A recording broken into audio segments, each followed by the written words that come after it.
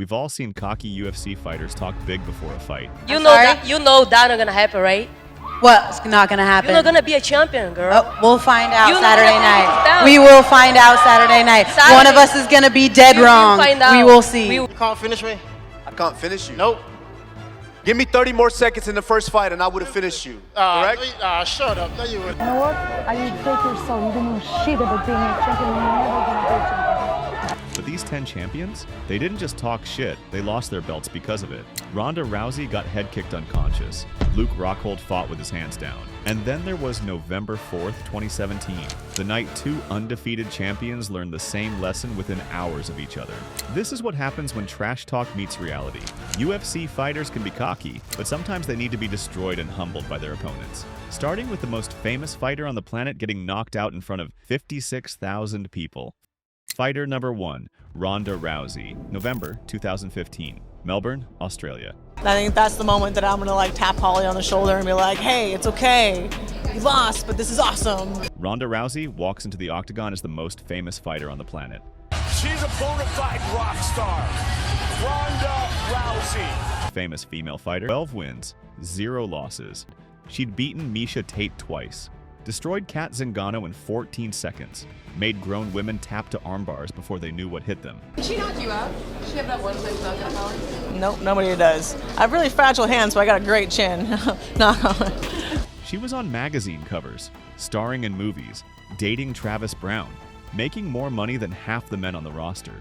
The UFC had built an entire division around her, and she'd proven them right every single time. Holly Holm was supposed to be another victim, a boxer trying MMA. Sure, she was 9-0 and had won world titles in 3 weight classes in boxing, but this was Ronda Rousey. This was different. Ronda was pissed at the weigh-ins. Holly's hand touched her face during the stare-down. Ronda went off. Dana White had to separate them. She's a 19-time boxing world champion, not MMA world champion, and I believe that I'm better than every other girl in every area of MMA. MMA striking is different, and I think I'm the best at it. Well, I'm here, and that's right, I am here to shock the world, but hard job there. She's, Garbrandt for everybody, but I'm a different fighter. The mind games were working, at least Ronda thought they were. This is the first time that they have thought that they had a perfect plan to beat me. I'm going to show you on Sunday why I'm the champion. By the end of the first, Ronda's nose was bleeding. She was breathing heavy. Commentators were calling it the first round she'd ever lost. That is the first round that Ronda has lost in her professional career. But it was still Ronda. She could end this fight with one armbar, one judo throw, one. He throws a left high kick that catches Ronda perfectly on the side of the head. Beautiful. Beautiful. She's hurt. Ronda drops. Holly jumps on her, punches rain down. Herb Dean stops it. The arena explodes. 56,000 people lose their minds. Ronda Rousey, the woman who'd finished 12 straight opponents, who'd never lost a professional fight, who'd made armbar submissions look easy, is face down on the canvas, unconscious. Holly Holm just pulled off the biggest upset in UFC history, an 8-1 underdog, and Ronda? She left the cage in tears, didn't do the post-fight press conference, went straight to the hospital. She'd been so confident, so sure, and in 59 seconds, it was all gone. Ronda fought one more time, lost to Amanda Nunes in 48 seconds, never fought again. That's what happens when you believe your own hype. Even more reckless way to lose your belt. He didn't just underestimate his opponent, he literally sprinted face first into a punch while making faces. Fighter number 2, Fabricio Werdum. May 2016, Curitiba, Brazil. Fabricio Werdum is defending his heavyweight title for the first time in front of 45,000 fans in a soccer stadium. When I'm in Los Angeles, I saw the fire trucks. I'm scared. I want to fight with against. I see the fire trucks too, man. No, yes, I'm in trauma, man. One of these, I love the fire. How you say fire? Yeah. Fire. But you scare me now, man. I want to fight you again, just. This was Werdum's coronation. He'd beaten Fedor Emelianenko, submitted Antonio Rodrigo Nogueira, knocked out Cain Velasquez to win the belt. He was 38 years old. He was home. The entire country was watching.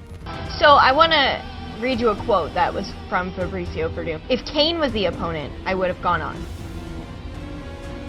How do you feel about that? What am I supposed to say? I mean, I would never say that in a million years. I don't know. I mean, it really actually irritated me a lot when you said that. But it'll come soon. Stipe Miocic was the challenger, a firefighter from Cleveland, good wrestler, heavy hands. But this was Brazil. This was Werdum's house. The crowd was chanting his name. The odds were in his favor. First round starts, both guys feeling each other out. Werdum lands some leg kicks. Stipe defends a takedown. Nothing crazy. Standard heavyweight chess match. And then Werdum starts doing his thing. That troll face gesture, hands waving, mocking Stipe, getting in his head, or at least trying to. The crowd loves it. Werdum's feeding off the energy. He's loose. He's confident. Too confident. Midway through the first round, Werdum rushes forward. And I mean rushes. Literally sprints at Stipe with his hands down, chin up in the air, throwing wild looping punches like he's trying to swat a fly. Stipe backs up, stays calm, sees it coming, and throws a short, crisp right hand. Werdum goes stiff, falls face first onto the canvas. Out cold. The stadium goes silent. Aggressively attacking. Oh, that's it! It's all over! 45,000 people just watched their champion knock himself out. 2 minutes and 47 seconds. Imagine the 45,000 people there and scream your name. That's how long Werdum's first title defense lasted. He got cocky, got reckless. My fight is the main card. You know? I'm very excited for this fight. And paid the ultimate price in front of his entire country. Stipe Miocic, the firefighter from Cleveland, just shut down the party in Brazil with one perfectly timed counterpunch. In a fight where patience wins, Werdum decided to be chaos. Stipe decided to be precision, and chaos got put to sleep. That's the thing about taunting. It works great until you sprint into a right hand with your chin exposed. But rushing forward into a knockout? At least that was fast. Hands down against a dangerous opponent on short notice because he thought the fight was already won before the bell rang. Fighter number 3, Luke Rockhold. June 4th, 2016, Los Angeles. 3 weeks after Werdum's disaster. Luke Rockhold is making his first UFC title defense, and he spent the entire week telling everyone how this isn't even a real fight. This is a formality. Thanks to Michael Bisping, being a man and stepping up and taking this fight. So, and I want to congratulate him on his retirement. Sounds like he's got a great, nice budding movie career. So I'll crawl in the cage. If you got a full training camp or not, it doesn't matter the situation. I'm gonna knock you out every time we fight. It's your destiny to be my little. Rockhold had just destroyed Chris Weidman to win the belt 6 months earlier. That's it. It is all over. Luke Rockhold is the new UFC middleweight champion of the world. UFC. 4th round TKO. Before that, he'd beaten Lyoto Machida and Michael Bisping, who happens to be his opponent tonight. He was on a 5-fight win streak. He was a model. He was confident. No, he was cocky. Michael Bisping was the opponent, and Rockhold had already beaten him badly. 2nd round guillotine choke back in 2014. To Rockhold, this was a joke, an easy payday. Here's the thing. Chris Weidman had pulled out with a neck injury 2 weeks before the fight. Bisping took it on short notice. He was 37 years old, fighting for a title for the first time in 26 UFC fights. This was his shot, maybe his only shot. Rockhold couldn't help himself. At the press conference, he called Bisping a journeyman. You're just an average bloke. You're just an average bloke. Good use of English terminology. I'm a fucking samurai. I'm gonna come in there silent, undetected, and I'm gonna knock you out. I'm gonna make my kill, and I'm gonna fucking be out. You're making a fool I'll be out of on the yourself. next contract. Watch me. Said he should stick to commentary. Said Bisping was just there to make him look good. At the weigh-ins, Rockhold looked like he was already thinking about his next opponent. Bisping looked like a man with nothing to lose and everything to prove. Round 1 starts. Rockhold comes out loose. Too loose. Hands down by his waist, chin up, throwing lazy shots like he's in a sparring session with a white belt. 3.5 minutes in, Rockhold steps forward with a lazy jab, pulls his hands back down to his waist. Luke Rockhold, the cocky model who fought with his hands down because he didn't respect his opponent, is sitting against the cage in front of 20,000 people trying to figure out what planet he's on. After the fight, Rockhold admitted it. Said he didn't take Bisping seriously, said he thought it would be easy, said he obviously didn't respect him enough. He's a tough guy, he's a warrior. I gotta credit him, I gotta give him respect in the cage, but... Obviously. That's the thing about cockiness. It works great until it doesn't. And when it doesn't, you end up on the canvas wondering how you let a 37-year-old on 2 weeks' notice take everything you worked for. But here's what's crazy. Ronda got head kicked. Werdum ran into a right hand. What happened next in this story makes those losses look merciful, because we're about to jump forward 17 months to one night, November 4th, 2017, when two undefeated champions walked into Madison Square Garden, both cocky, both talking trash, both certain they were untouchable. This is what I'm expecting, but I think this press conference is a little bit too much. And after the second face-off, she's going to be more stressing out about our fight on Saturday. So I think you cannot be the champion because you just can't do this. You can't deal with the media. You cannot deal with the pressure. It's too much for you. You know what? I will take your soul. You don't know shit about being a champion and you're never gonna be a champion. I give you no chance. For the first time I will face someone like me. Believe me, I'm taking your soul with me. Hey, listen to your friends. You didn't want to do media. You didn't want to do extra media. How you want to be a champion and deal with all of the things? You know what? You are not stronger mentally. You are mentally unstable. And you are broken already. And I will break you in the fight. Give us your thoughts on Rose as a challenger and what this means to you. Boogie Woman is coming tomorrow, and she doesn't know what's coming. This fight's important to me to showcase that I am the best pound for pound bantamweight in the world, and then after this fight, I'll go down and fight Demetrius Johnson to solidify that I'm the pound for pound best in the world. I hope you try to. I hope you try to. You're delusional. Come on, don't. Just kick your Go, ass. bro, yeah. Kick your little. You got no it's okay. chin. It's all show. All show. What happened backstage? 171. Oh, yeah, exactly. Nothing happened. Nothing happened. You didn't head against the wall. Everybody thought you didn't do twice. Familiarity between you and TJ, do you think that's detrimental, or is that helpful to you that you guys know each other so well? That's right. I came out there at 1-0 I was a kid, and it was just with a dream. He was at his pinnacle of reach. He was an interim champion at the time. He gave me the supreme confidence to chase this goal that I knew I was going to be a world champion working with this fool. So I'm supreme confidence going in there Saturday. I'm going to knock his ass out early in the fight. Both got finished on the same card, within hours of each other. Let me tell you about the first one, UFC 217. On November 24th, 2017, Madison Square Garden, New York City, the biggest arena in the world. 2 title fights in the main card. Both champions undefeated, both doing everything they could to get in their opponents' heads. 20,000 people in the arena, millions watching around the world. By the end of the night, both champions would be unconscious on the canvas. Let's start with a woman who promised to take her opponent's soul. Fighter number 4, Joanna Jedrzejczyk. 14 wins, 0 losses, 5 title defenses, the most dangerous striker in women's MMA. For 2 years, Joanna had been untouchable. She'd beaten everyone, outstriked everyone, made champions look like amateurs. She held the records for most significant strikes in a title fight, most leg kicks, most strikes, period. She was the Polish queen of violence, and she wanted you to know it. Rose Namajunas was the challenger. She'd lost her first title fight to Carla Esparza 3 years earlier, but this was a different Rose, calmer, focused. She'd been working with Trevor Whitman. She was ready. Joanna didn't see it that way. She's going to be more stressing out about our fight on Saturday. So for the entire fight week, Joanna tried everything to break Rose mentally. I think you cannot be the champion because you just can't do this. You can't deal with the media. You cannot deal with the pressure. It's too much for you.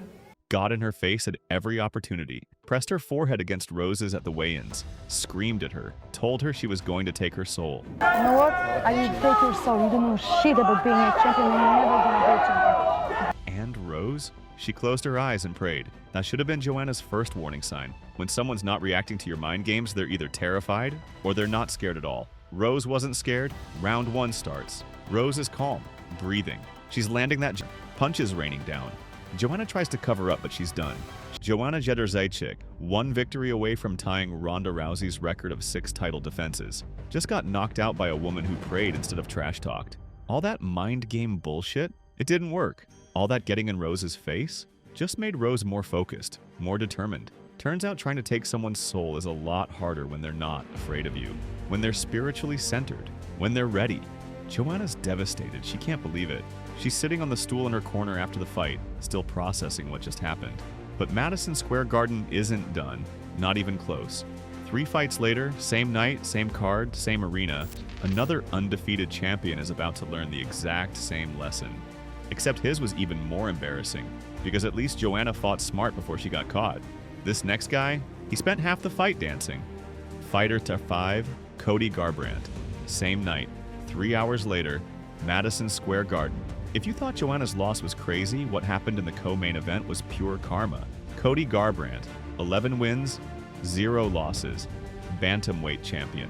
1 year earlier, he destroyed Dominic Cruz, the greatest bantamweight of all time. With a performance so dominant, it looked like Cruz was fighting in slow motion. Cody had everything: lightning speed, one-punch knockout power, and iron chin. He'd made Cruz look old and slow, and he did it all while dancing in the cage, hands behind his back, showboating, making it look effortless. TJ Dillashaw was the opponent, former champion, former teammate. They'd trained together at Team Alpha Male in Sacramento until TJ left to follow his coach Dwayne Ludwig to Colorado. The gym called TJ a snake, a traitor. Cody made it personal.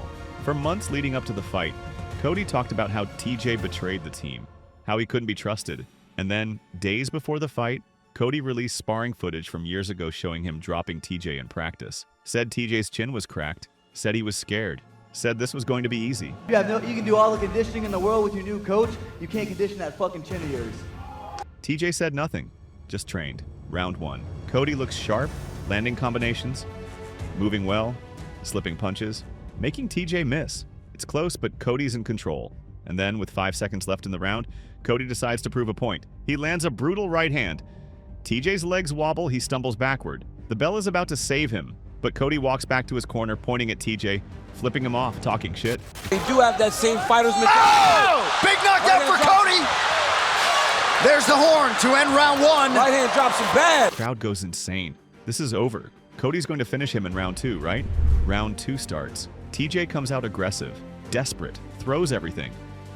Undefeated, cocky, certain he was going to knock TJ out, is face down on the canvas while 20,000 people lose their minds. TJ walks over while Cody's still on the ground, gets in his face, screams at him. All that trash talk? All that pointing and dancing? TJ just answered it with a right hand to the jaw. After the fight, TJ called it karma. Said Cody got too cocky, too comfortable with the showboating. I mean, it's around my waist this whole time in my mind. I was fighting the #1 contenders. I should still be the champion. I am the champion. This is my belt. With Demetrius Johnson, I'm coming for you. I'm breaking you. You got that record that is fake. He was right. When you spend half the fight dancing and pointing instead of keeping your defense tight, eventually someone makes you pay. November 4th, 2017. 2 champions, both undefeated, both cocky, both knocked out on the same night in the same arena within hours of each other. Madison Square Garden witnessed history. The kind of history that should have been a warning to every cocky champion in the UFC. But here's the thing about lessons. Some fighters learn from watching, others have to learn the hard way. 4 years later, the greatest female fighter in MMA history, a woman who destroyed Ronda, destroyed Chris Cyborg, destroyed everyone, would forget that lesson. And she'd pay for it against an opponent nobody gave a chance. Fighter number 6, Amanda Nunes, December 2021, Las Vegas. 4 years after Madison Square Garden. Amanda Nunes walks into the octagon as the most dominant champion in UFC history. Not women's UFC history. UFC history, period. The Lioness, 12-fight win streak, 2-division champion. She'd beaten everyone. Literally everyone who mattered. She knocked out Ronda Rousey in 48 seconds. Destroyed Chris Cyborg, the scariest woman in MMA, in the first round. Beat Miocic Tate. Beat Holly Holm. Beat Valentina Shevchenko twice. Dominated Germaine de Randamie. If you had a big name in women's MMA, Amanda had probably knocked you out. She was the GOAT. Nobody was arguing. The debate was over. Julianna Peña was the challenger. The Venezuelan vixen. She'd won a season of The Ultimate Fighter years ago. Good grappler. Tough. But come on. This was Amanda Nunes. Amanda closed as a -1,000 favorite. You had to bet $1,000 to win 100. Peña was getting 8-to-1 odds. Nobody, and I mean nobody, gave her a chance. Peña kept saying she was going to shock the world, that she had the blueprint to beat Amanda, that she wasn't scared. 145, I don't know, I'm pretty comfortable in knowing that 135 is my proper weight class, but we'd have to cross that bridge when we get there. You know that not gonna happen, right? What's not gonna happen? You're not gonna be a champion, girl. Oh, we'll find out You know Saturday that night. down. We will find out Saturday night. One of us is gonna be dead wrong. We will see. Amanda didn't even bother responding. This was just another defense. Another name on the resume. Another paycheck. Round 1 goes exactly how everyone expected. Amanda drops Peña with a right hand early. Gets on top, controls position, lands some ground and pound. At the end of the round, Amanda's smiling. Offers Peña a high five as they go back to their corners. This is easy. Round 2. Something changes. Peña starts walking forward, eating Amanda's punches, landing her own jab. 1-2 combos. She's not backing down. She's not scared. Amanda's face starts turning red from the shots. She's breathing heavy. And here's the crazy part. Instead of using her wrestling, instead of taking Peña down and grinding her out, Amanda keeps trying to box. With a former Ultimate Fighter winner who has nothing to lose. Peña lands a clean combination. Amanda's hurt. Stumbles backward. Peña shoots. Gets the takedown. Amanda tries to scramble, but Peña's on her back. Sinks in the rear naked choke. Amanda taps. The arena explodes. Nobody can believe what they just saw. Julianna Peña, who was 2-2 in her last 4 fights, just choked out the greatest female fighter in MMA history. 3 minutes and 26 seconds into round 2.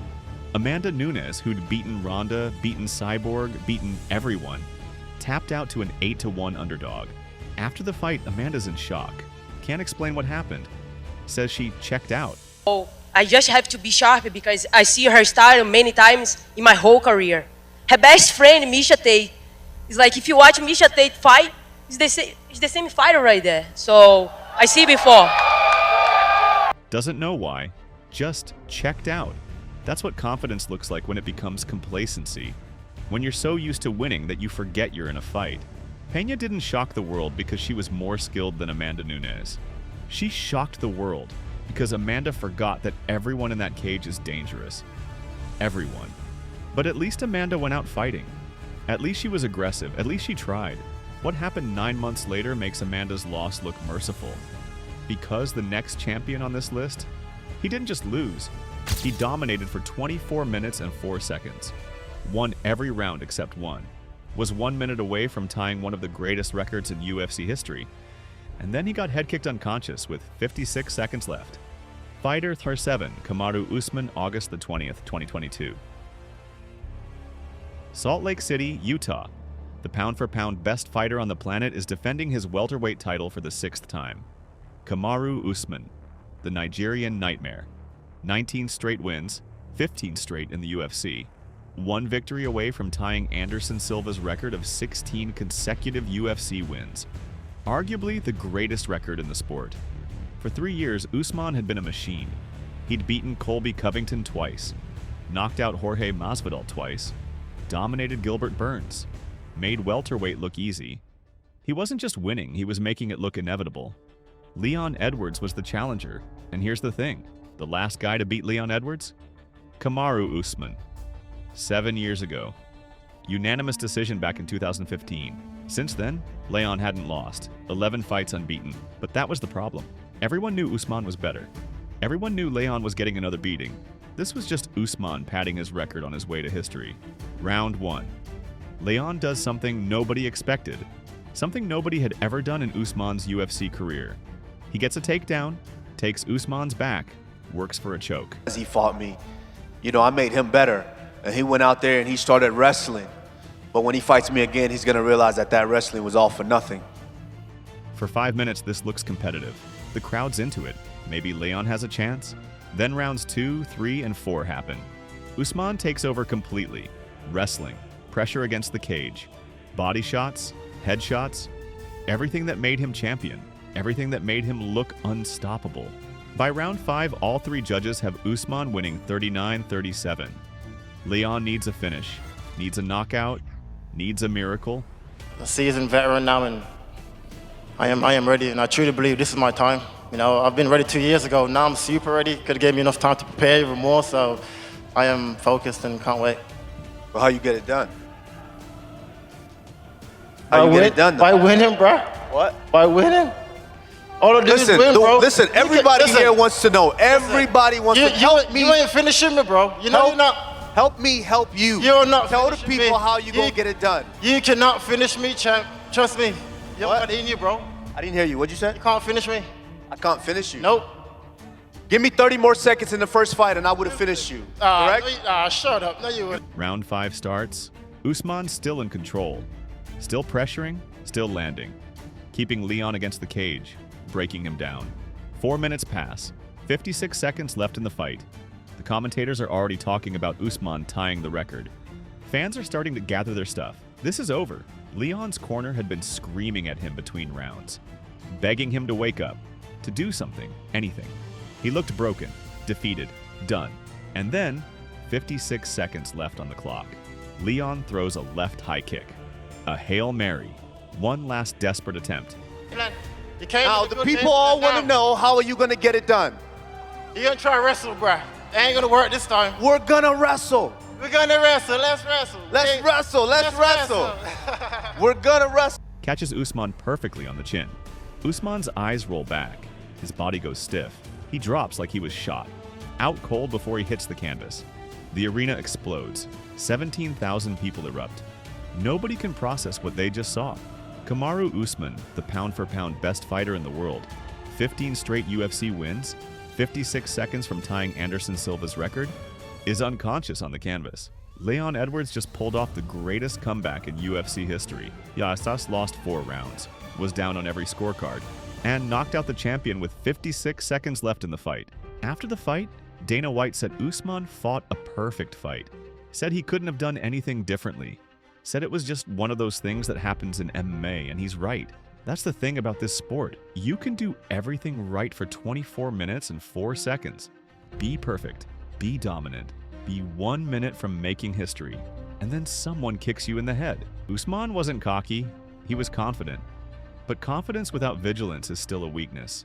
He thought the fight was over, thought he'd already won, got comfortable with 56 seconds left. Leon Edwards said, "Not today." But here's what's crazy about Usman's loss. At least he was winning. At least he was dominant until that kick. 1 year later, another cocky champion would lose his belt. But he wasn't cocky in the traditional sense. Wasn't trash-talking much. Wasn't showboating. His mistake was different. He rushed in with his chin up against a sniper striker who'd promised that it only takes 1 punch. And guess what? It only took 1 punch. Fighter 8, Aljamain Sterling, August 19th, 2023. Boston, Massachusetts, 1 year after Usman's devastating loss. Aljamain Sterling is defending his bantamweight title for the 4th time, and he's sick of people calling him a paper champion. Yeah, he won the belt off a disqualification when Peter Yan threw an illegal knee. The most controversial title win in UFC history. But since then, Sterling had proven himself over and over. He beat Yan in the rematch, dominated TJ Dillashaw so badly that TJ needed shoulder surgery, beat Henry Cejudo, a former 2-division champion, 9 straight wins, the longest bantamweight winning streak in UFC history. He'd proven himself. He'd earned respect. This was his era. Sean O'Malley was the challenger. Suga Sean, the most popular fighter in the division. Pink and green hair, flashy striking, sniper accuracy. 1 loss on his record, which he doesn't count because he hurt his ankle mid-fight against Marlon Vera back in 2020.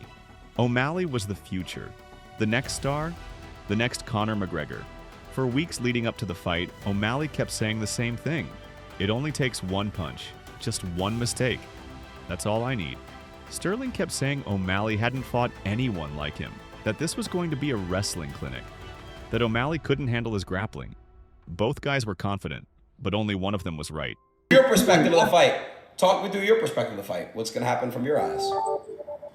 I think the man does not want me to get a hold of him at all because he knows what's going to happen as soon as the fight hits the floor. I already beat his grappling coach, who's a 2-time ADCC world champion. What the hell is Sean going to do to me on the ground or even... Round 1. Cautious. Feeling each other out. Sterling throwing leg kicks. O'Malley staying on the outside with that long reach. Both guys respecting each other's power. Not much action. The crowd starts booing. Round 2. Sterling decides to take over. Goes for a takedown. O'Malley defends. They break. 51 seconds into the round. Sterling decides to press. Rushes forward throwing a left hand. O'Malley sees it coming. Takes 1 step back. throws a perfect counter right hand, catches Sterling clean on the jaw. Sterling's eyes roll back in his head. His body goes limp. He drops to the canvas like someone cut his strings. O'Malley jumps on him, ground and pound. Punches until the ref pulls him off. It's over. Aljamain Sterling, 9-fight win streak, 3 title defenses, the longest reigning bantamweight champion in UFC history, is unconscious on the canvas in Boston. O'Malley called it one punch. That's all it took. The arena goes nuts. Sean O'Malley just became the biggest star in the bantamweight division with one perfectly timed counterpunch. After the fight, Sterling couldn't explain it. Said he felt good. No excuses, no injuries. Get everything that you want. Jones, he's gonna have his time eventually. He's young, he's got time. This is my time right now, and I'm gonna just shut the funk to show the world what the funk show is all about, and leave it at that. O'Malley was just better that night. And that's the thing about this sport. Sometimes it doesn't matter how many fights you've won, how long you've been champion, how much you've proven yourself. If you rush in with your chin up and the other guy has a perfect counter, 1 second, that's all it takes. That had to do with anything. I'm talking about challenging yourself. That's what this is all about. What do you mean? You're gonna have your legacy is going to be how big your following is. It's not gonna be about what you actually accomplish in the sport. That's some trash ass shit. Maybe it's good for the bank account. Hey, cool, I respect that. But when it comes to the accolades of this game, bro, there is no respect there whatsoever, my man. Sterling wasn't cocky in the traditional sense, but he was confident. Confident enough to press forward. Confident enough to try to prove he could strike with a sniper. And in this sport, 1 second of overconfidence is all it takes for everything to end. But Sterling's loss? At least he went out swinging. At least he was aggressive. At least he tried to take the fight to O'Malley. Cheeto off his. Why didn't I go fight Cheeto instead of you then? Because you want to get paid, duh. Why would Cheeto? Cheeto just got smoked by Corey. You beat Corey in about 13 seconds. Corey put Cheeto on his back for an hour and a half. Why would you go fight him? All right, you got me there, Wait. 3 weeks later, the most creative striker in UFC history, a guy who'd made an art form out of dismantling opponents, would lose his belt in an even more confusing way. He wouldn't rush in. He wouldn't make one mistake. He'd spend 25 minutes looking completely lost against a guy with the most basic style imaginable. I feel like Tony Montana. That's who I feel like. Okay. Like a bad man ready to go out there and smash something up.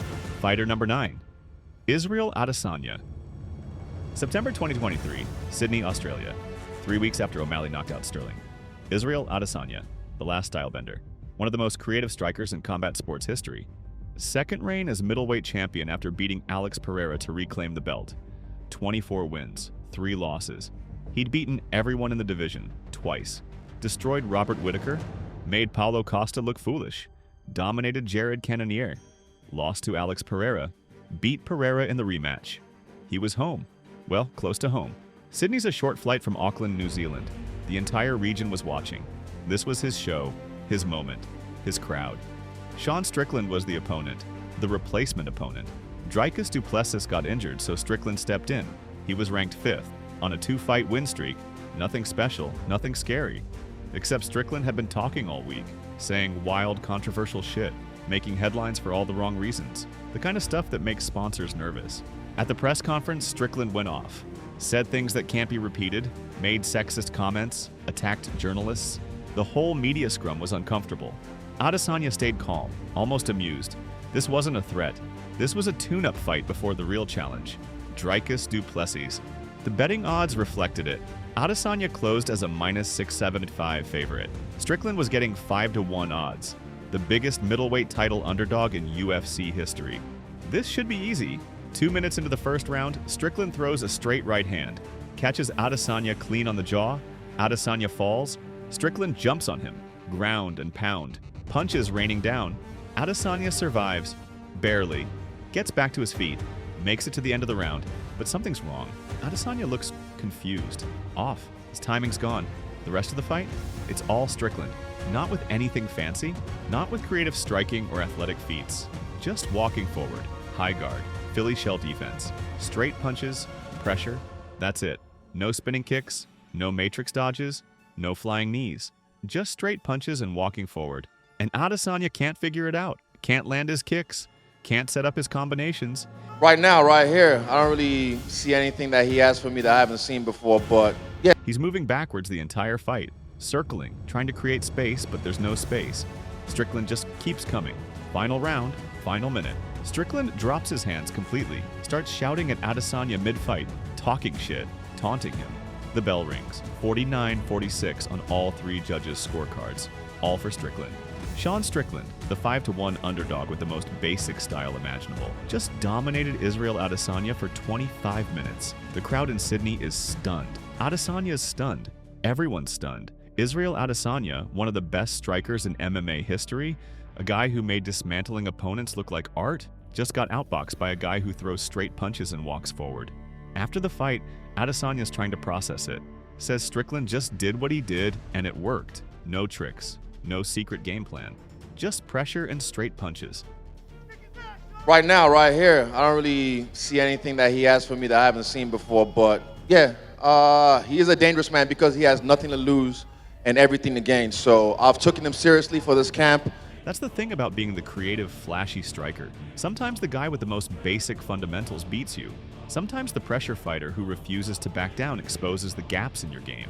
And when you're cocky enough to take a replacement opponent lightly, when you're already thinking about the next fight, that's when it happens.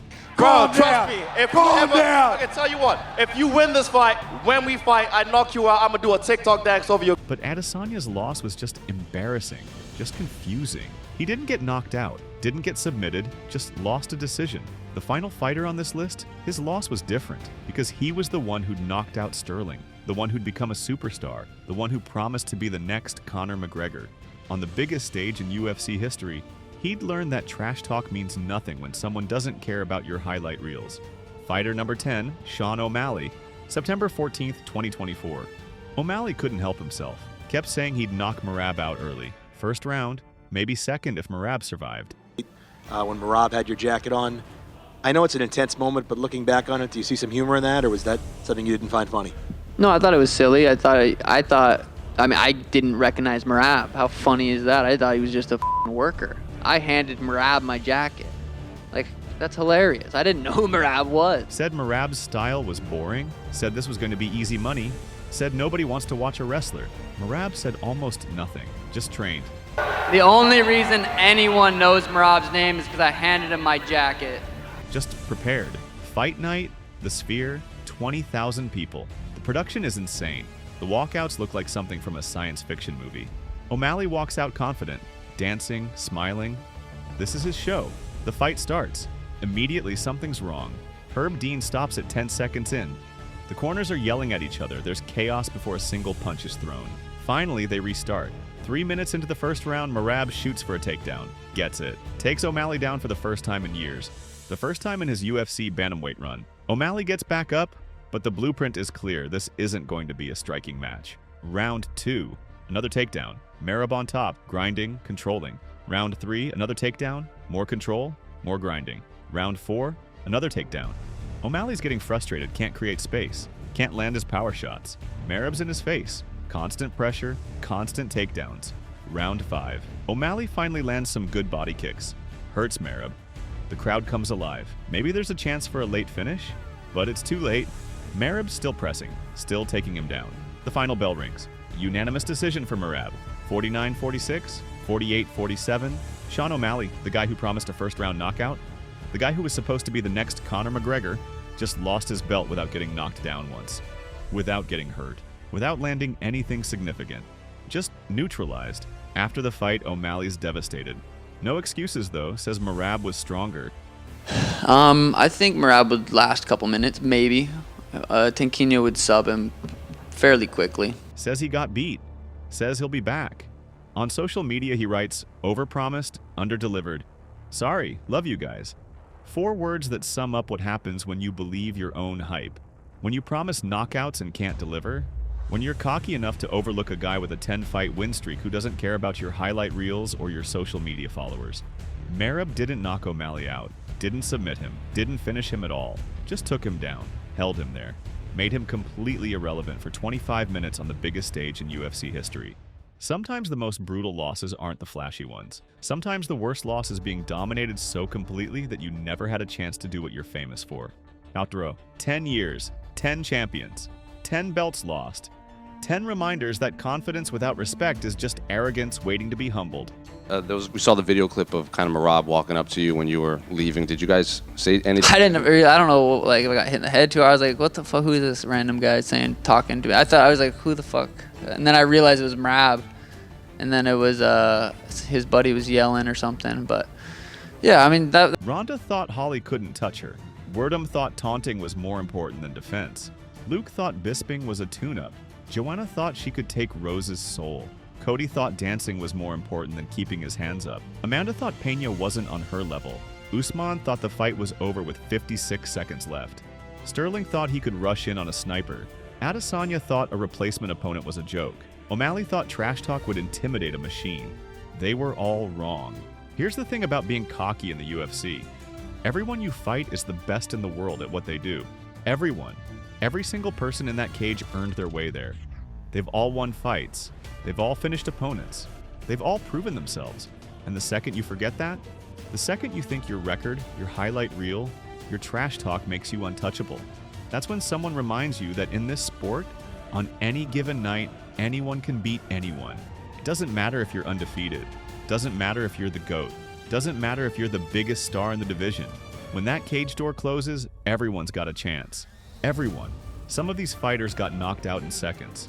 Some got dominated for 25 minutes. Some got caught in the final minute of a fight they were winning. But they all learned the same lesson. Confidence is great. Cockiness gets you hurt. Combat sports doesn't care about your record, your trash talk, your predictions. It cares about what happens when two people step into a cage and one of them refuses to accept your version of reality. And that's what makes this sport beautiful, and brutal, and humbling. Subscribe. Because this story isn't over. There's always another cocky champion. Always another fighter who thinks they've figured it out. Always another belt waiting to be lost. And when it happens, we'll be right here to break it down.